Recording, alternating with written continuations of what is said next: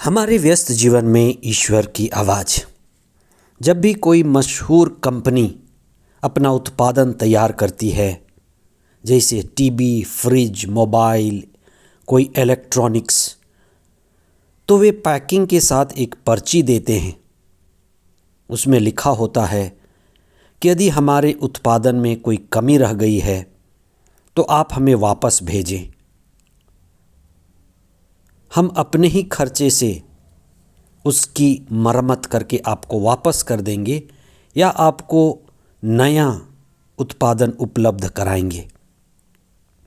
Company ऐसा क्यों करती है? इसलिए क्योंकि कंपनी जो निर्माता है उसके रेप्यूटेशन की बात है। आज के सुसमाचार में ईसा एक गूंगे बहरे के लिए प्रार्थना करते हैं। ये गूंगापन, बहरापन, ये बीमारी, ये दुर्बलता, कमज़ोरी हमारा मनुष्य स्वभाव नहीं है। ये विकृति है। समाज में रहते हुए ईश्वर नहीं चाहता कि हम जो उसकी सृष्टि हैं विकृत रहें, अपंग रहें, अपाहिज रहें, दुर्बल रहें। इसीलिए ईसा उस गूंगे बहरे को एकांत में ले जा करके उसके प्रति करुणा, दया प्रकट करते हैं। वो गूंगा है, बहरा है, इसलिए ईसा गहरी सांस लेते हैं, अपना मुख आकाश की ओर, ईश्वर की ओर, और कुछ प्रार्थना करते हुए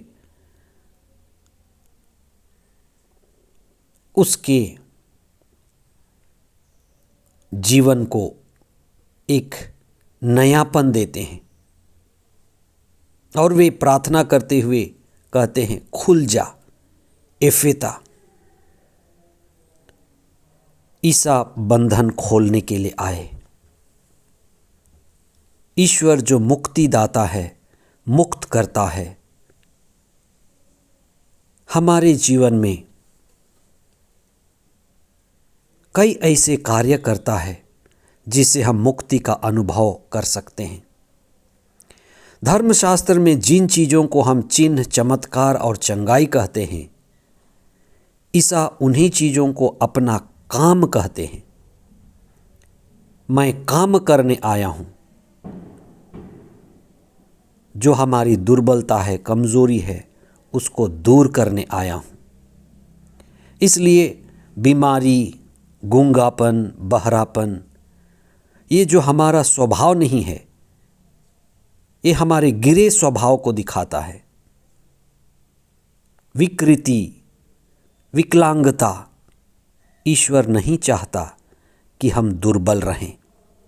ईश्वर तो चाहता है कि हम शक्तिशाली रहें, आत्मापूर्ण रहें, आज़ाद रहें।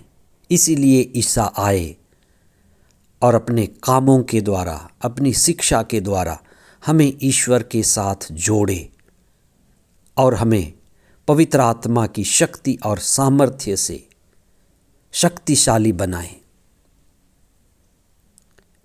आज के पहले पाठ में हम राजा सुलेमान के बुढ़ापे के बाद उनके पतन की बात सुनते हैं। राजा सुलेमान जो कई परदेशी रानियों को अपने राजभवन में स्थान दिया और वे कई मूर्ति पूजक थीं जो अलग अलग मंदिर बनवाईं, और बुढ़ापे में अल्प विश्वास, अंधविश्वास और सच्चे विश्वास से भटकने के कारण राजा सुलेमान का राज्य कई भागों में विभाजित हो गया। हमें यह बताया गया है कि अगर हम प्रभु पर अटल नहीं रहे, जुड़े नहीं रहे, तो हम कितनी भी ऊंचाई पर रहें गिर सकते हैं। इसलिए हम सतत प्रार्थना करें, पवित्र आत्मा की संगति में रहें, ईसा की शिक्षा पर मनन चिंतन करते रहें, ईश्वर के नियमों और आज्ञाओं का पालन करें, क्योंकि उसी में हमारी मुक्ति और अनंत जीवन है। आमीन।